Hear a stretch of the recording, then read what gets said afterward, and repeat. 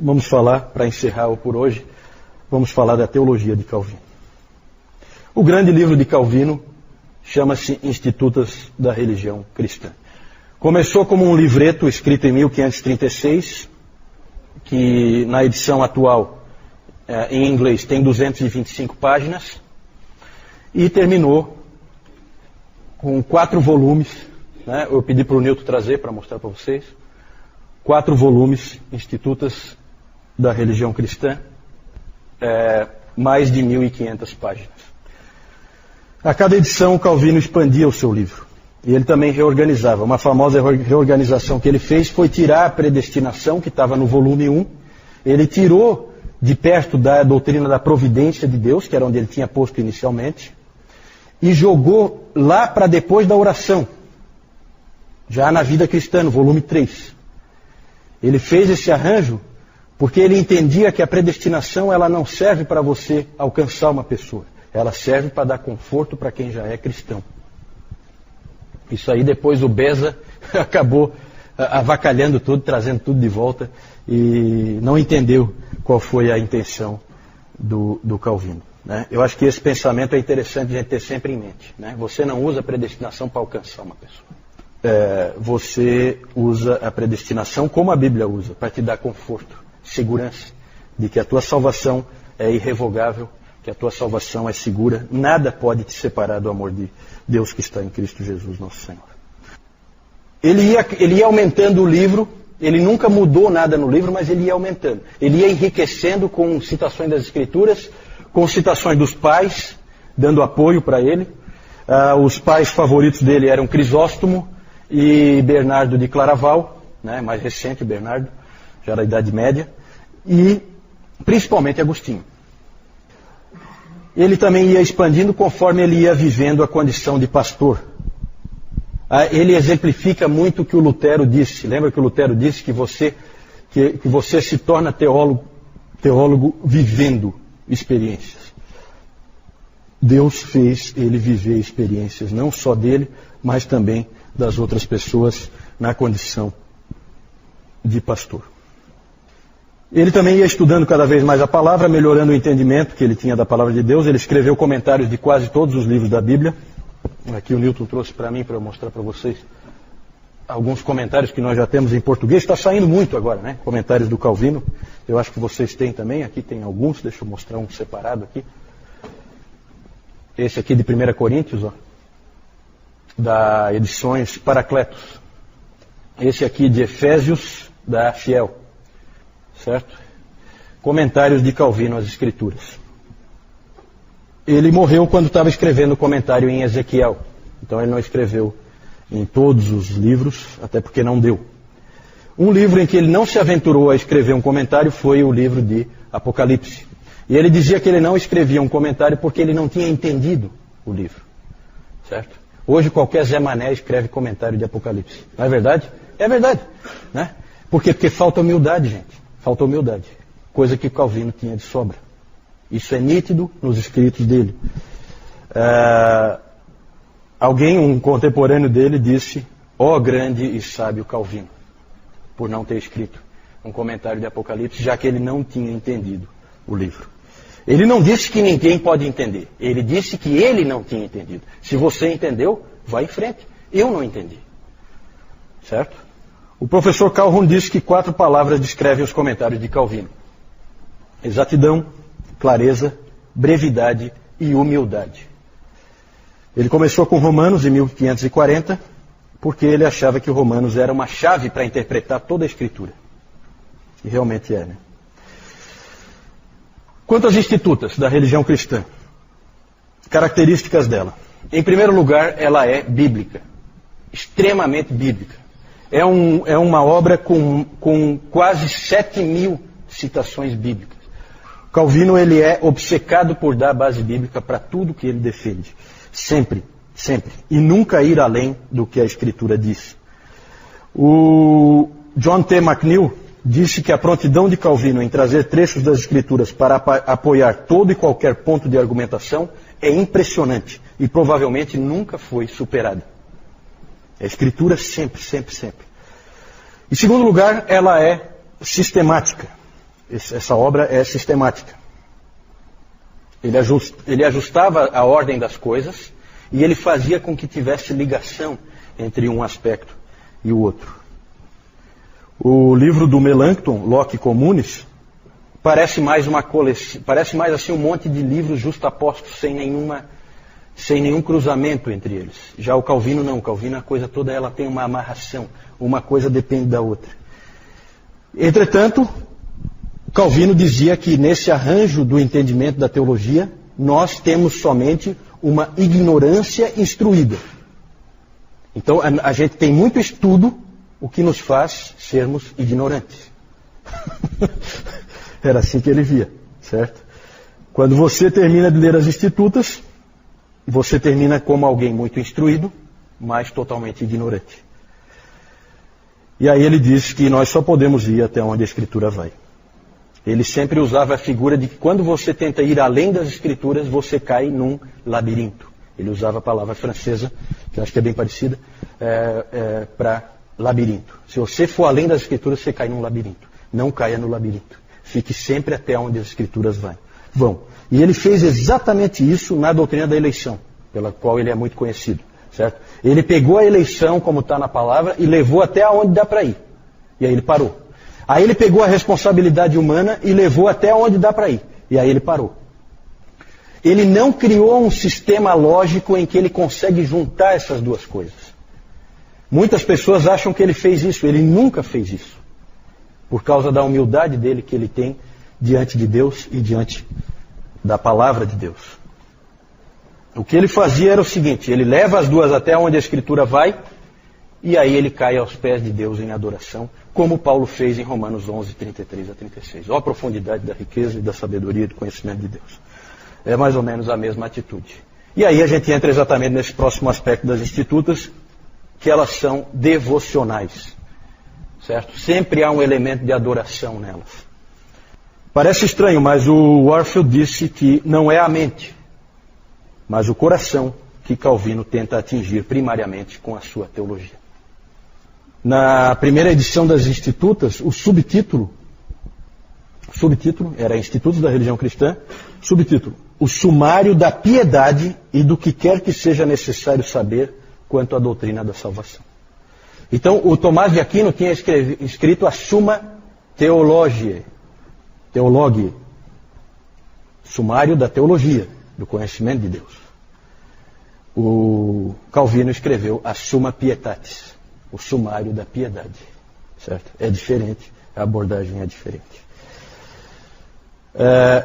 O Calvino dizia que se as Escrituras te permitissem ir além do que ele foi, então vá. Só não vá se as Escrituras não te permitem ir. Quanta gente precisa ouvir essas coisas, hein, gente? Ele foi o mais longe que ele conseguiu ir. Mas é impressionante como em alguns pontos ele para e adora. Quando ele estava, no capítulo 5 do livro 1, quando ele estava tratando da doutrina da Trindade, ele diz assim: é uma doutrina feita mais para que adoremos do que para que investiguemos meticulosamente. Quando ele escreveu sobre a doutrina da eleição, ele diz assim, no final: Deus quis que nós reverenciássemos, mas não que nós entendêssemos, para que também através disso ele nos enchesse de assombro. Né? Então vejam bem, gente, tem muita gente por aí que diz: não, calvinismo é o fatalismo, nem o cara... Não. Calvinismo é Escrituras. Ninguém disse que nós tínhamos entendido. Calvino nunca disse que... acabou de dizer. Deus quis que nós reverenciássemos, mas não que entendêssemos. Por quê? Porque Deus quer de nós adoração. Adoração. Por fim, as Institutas são práticas. Nada é mais marcante no trabalho do Calvino do que o fato de que ali você vê a síntese de um indivíduo que é um exegeta, um teólogo sistemático, um pastor e um pregador. Tudo junto, numa única pessoa. Ele não queria ser isso, mas Deus queria que ele fosse. Deus queria que ele fosse. Que ele fosse essas quatro coisas numa única pessoa, para que ele pudesse fazer o que ele fez, porque esse indivíduo vai irradiar o protestantismo para muitos outros lugares. certo? Muito mais do que o Lutero. Lutero é fundamental porque o Lutero abriu a porta. Só que o Calvino é o organizador daquele bando, transformando num exército, certo? E a maioria das igrejas protestantes descendem indiretamente de Genebra, porque todo mundo foi aprender lá para depois aplicar nos seus respectivos países, certo? O Dr. Calhoun diz que se o Calvino tivesse seguido o seu caminho para Estrasburgo e tivesse se isolado numa torre de marfim, se tornando um acadêmico, ele também teria escrito as Institutas da Religião Cristã. Mas seria um outro livro, um livro diferente, certo? E o que nós temos é muito melhor. Muito melhor. Porque é um livro escrito por um indivíduo que foi forçado por Deus a viver a vida, apesar de ser um grande intelectual. A T.H.L. Parker disse: as Institutas de Calvino não foram escritas numa torre de marfim, mas no meio de agruras com crianças e de choro de bebês. Porque a casa onde Calvino morava tinha uma série de parentes que moravam com ele, todos com crianças pequenas. Então ele estudava com choro de criança, com todo tipo. As mulheres, inclusive, têm esses episódios, né, que as mulheres tratavam de todo jeito de isolar um pouco as crianças para defender o Calvino e ele conseguir se concentrar um pouco melhor lá onde ele estava estudando e escrevendo, né? O Calvino, para mim, minha avaliação, ele é muito parecido com o apóstolo Paulo, né? Toda a atitude dele, tudo que ele faz, a maneira como ele age, a maneira como ele escreve, acho que lembra muito. Só para encerrar, eu coloquei aí por último a questão da adaptação. O Calvino diz várias vezes que a Bíblia, esse livro, é Deus falando em linguagem infantil. É um pai que fala para os filhos em linguagem para criança. Ele usa parábolas. Hoje de manhã o Newton usou a figura do oleiro, né? Ele se colocou como um oleiro. Para quê? Para a criancinha dele entender nós. Né? Porque vocês são pequenos, vocês não entendem nada. Eu preciso, como um pai, explicar para vocês. Essa é a atitude de Deus, era isso que Calvino dizia. Então o Calvino falava muito da acomodação, da adaptação das Escrituras a nós. É um livro escrito para seres humanos. É um livro escrito para que a gente consiga entender e adorar, né? Mas ele não vai revelar tudo. Nós não vamos entender tudo sobre Deus na palavra. E ele dizia que a mesma coisa deve ser feita na igreja por aqueles que ensinam. Eles devem ter a mesma preocupação. Fazer com que as pessoas entendam a mensagem. Que elas se adaptem. É claro que um indivíduo que sai de um grande seminário com um doutorado em teologia, ele pode vir aqui e falar durante horas coisas que nenhum de nós vai entender. Mas para que serve isso? Além de uma exibição gratuita de capacidade, ou sei lá, né? Não é esse o propósito de Deus. O propósito de Deus é que a palavra chegue a todas as pessoas. Então, nas Institutas, há também essa adaptação. Infelizmente, as traduções são muito complicadas. Porque os tradutores, eles gostam de complicar, não sei porquê. Né? Existem algumas escolas assim de tradução que gostam de falar bonito e tal. E o Newton estava comentando isso comigo hoje de manhã, que é muito difícil pegar essa edição das Institutos, que está em português, e entender alguma coisa. Né? O próprio Dr. Calhoun, ele fala para os alunos dele, peguem nessa tradução aqui. Ele diz qual é, a tradução em inglês. Né? Porque as outras não dá para entender nada. Certo? Porque o tradutor resolveu, né? Sabe quando tenta rebuscar de graça? Né? Contra o espírito do Calvino. O espírito do Calvino nunca foi esse. Tá certo? Mas é um grande homem de Deus. Nós vamos ver depois, no domingo que vem, nós vamos ver como ele influenciou todo o protestantismo. Oi? Ele escreveu em latim e ele mesmo traduziu para o francês. Eles escreviam, todos esses intelectuais escreviam em latim. O próprio Lutero, né? Como é que ele lia Lutero? Ele lia Lutero em alemão? Claro que não. Ele lia Lutero em latim. Latim era a língua universal, então eles escreviam em latim. Só que o Calvino fazia questão de sempre, ele mesmo traduzia para o francês, né? Para colocar na mão do povo dele e dos franceses também, dos huguenotes franceses, né? Ok, gente, mais alguma dúvida? Senão nós vamos encerrar aqui com o Calvino. Oi? 59 não, né? Os 500 anos. 500 anos, isso, porque ele nasceu em 1509, né? Isso. Essas homenagens são interessantes, né? Mas eu tenho certeza que Calvino ia odiar. Mas o povo gosta, né, de homenagear e tudo, né? Mas é interessante realmente, vai ser 500 anos. Lá quando foi, acho que foi quando teve os 450 anos que foi feito aquele grande monumento que tem lá. Eu vou mostrar, eu estava esquecendo de mostrar as figurinhas, só mais uns minutinhos aí para a gente mostrar as figurinhas. Eu só quero mostrar rapidinho aqui então para a gente encerrar. Aqui o Calvino, aqui o Farel colocando aquela prensa no Calvino, né? Amaldiçoando a tranquilidade dele. Aqui os dois sendo expulsos de Genebra, certo? Pelo povo de Genebra. Então os dois saem da cidade. Aqui aquele monumento que tem lá em Genebra, né?